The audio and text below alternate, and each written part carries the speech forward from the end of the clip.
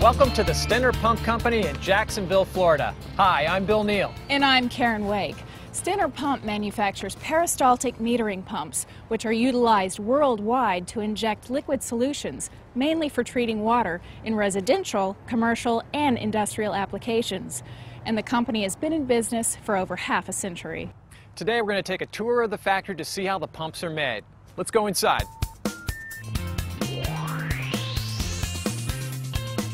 We're in the main building where production comes together. And with us now is Michael Kincaid, the Executive Vice President of the Stenner Pump Company. Michael, this is quite an operation. Well, we're very proud of the company. Our staff here does a great job. And the company has been around for over 50 years. Yes, the company was established as G.H. Stenner and Company, Incorporated in 1957 here in Jacksonville, Florida by Gustav and Helen Stenner. This is one of the first prototypes made of bronze, and it weighs approximately 25 pounds. As the pump was developed, a mixture of metal and plastics were used until eventually the housings were made of polycarbonate plastic, reducing the weight to 8 pounds. This one is the classic model. These are peristaltic pumps. They're reliable and accurate. Peristalsis is a system of rollers pressing against a flexible tube that creates a vacuum as the rollers turn and moves the solution through the tube. Yes, let me show you. The precise design and rugged construction has contributed to their success in the field.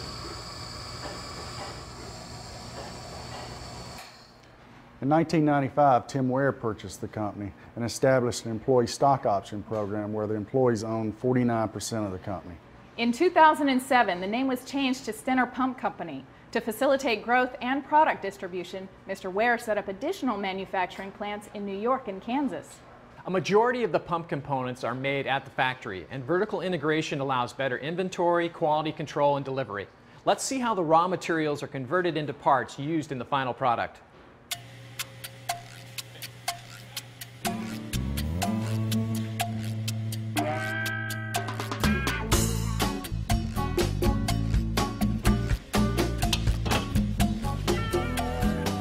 This is the molding building, and these machines behind us are called injection molding machines. Here is where the plastic parts for the pumps are made. These plastic pellets are the raw materials used to make some of the parts. The hoppers on top of the presses are used to collect and dry the pellets. The pellets are then gravity fed into a heated barrel where an auger type screw feeds the melted plastic, where as much as 30,000 pounds of pressure pushes the plastic material into a steel mold. Water is run through the lines in the mold to cool the plastic part, and once the process is complete, the mold opens and a robotic arm picks the part out and drops it onto a conveyor.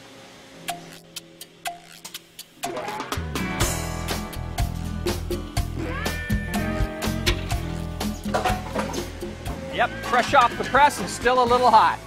More than 50 different parts are molded in this building for use in the production cycle. By manufacturing so many of their own parts, Stenner reduces delays in the production process and has better quality control from start to finish. The Stenner pump is often installed in dimly lit locations like pump rooms or basements. Many customers have said that the numbers on the pump's dial ring needed to be easily visible for adjusting the pump to the desired setting. So Stenner developed the pad printing process. The numbers are white instead of the same color as the pump. It took over 2 years to implement this process because of the difficult angle on the part itself, but it's just an example of how this company is inspired by their customers. Now we're going to my favorite area, the tooling building.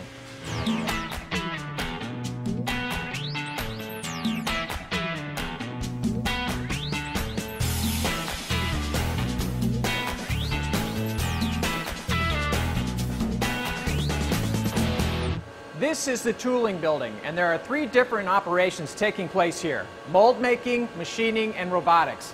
Behind me are the computer-controlled machines called the CNC Swiss turn lathe.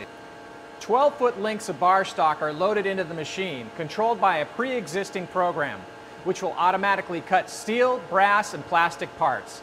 The CNC machines can run throughout the night or weekend without an operator. There are several parts made by the CNC lathes that are also used in production. This is the mold department, where metal molds are manufactured, maintained, and cleaned by the mold maker team. Some of these molds are very heavy and can weigh as much as 1,500 pounds. When Stenner develops a new product, Their designers use CAD to design the molds to make the individual parts. The tooling department uses CAD-CAM to send a tooling program to the CNC machine to make mold components.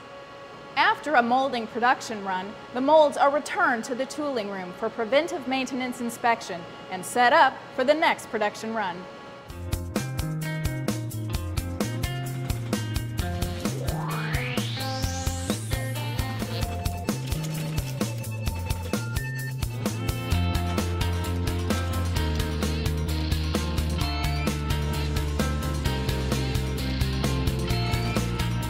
So we're here in the robotics room, and this is really cool. Michael, can you tell us what's going on here? The robots are used to assemble parts that will be used for production. As you can see, vibratory bowls and conveyors automatically feed the robot, which picks up the parts and assembles them. They are accurate and fast and provide repeatable quality. How long will the robot keep going? This robot will run as long as parts are fed and can operate 24/7, similar to the CNC machines. So was the number of staff reduced with the introduction of robotics? No jobs were eliminated. Instead, the personnel were cross-trained for other assembly work, including new products. The robots and the training allowed us to increase our capacity without changing the number of production personnel employed here in Jacksonville. That works out well for everybody. Absolutely.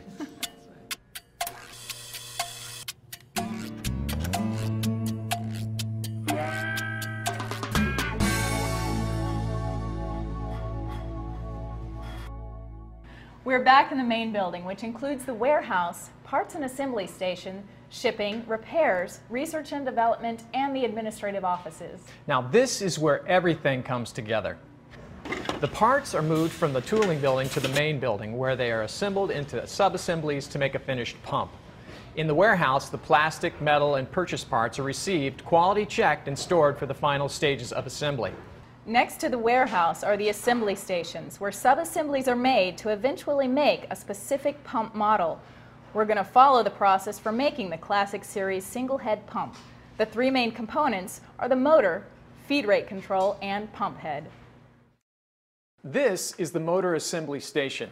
With the use of precision air presses, pneumatic crimpers, and electric screwdrivers with vibratory bowls, each motor is assembled by an operator and 100% tested. The finished motors are placed into bins, the bins are placed on labeled flow racks, and the motors are ready for selection in the final assembly. The next sub-assembly, the feed rate control, is a mechanical component which regulates the output of the pump and has the external dial ring, where we saw the numbers pad printed during the tour of the molding department.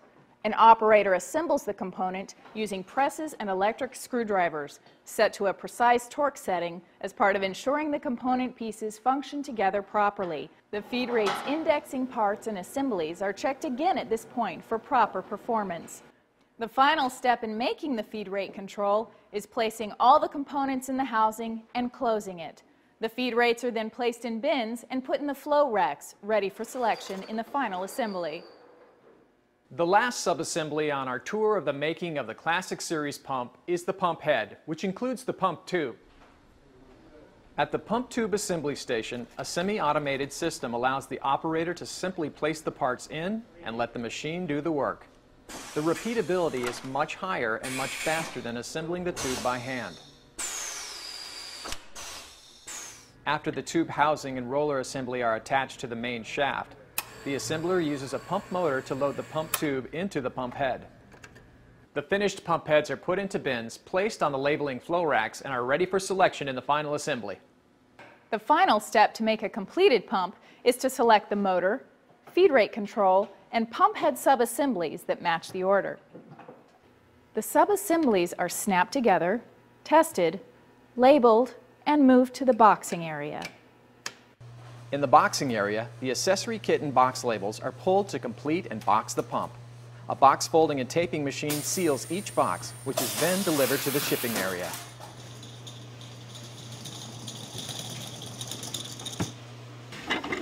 Near the shipping area, the parts department puts together pump accessory kits, service kits, and packaged parts.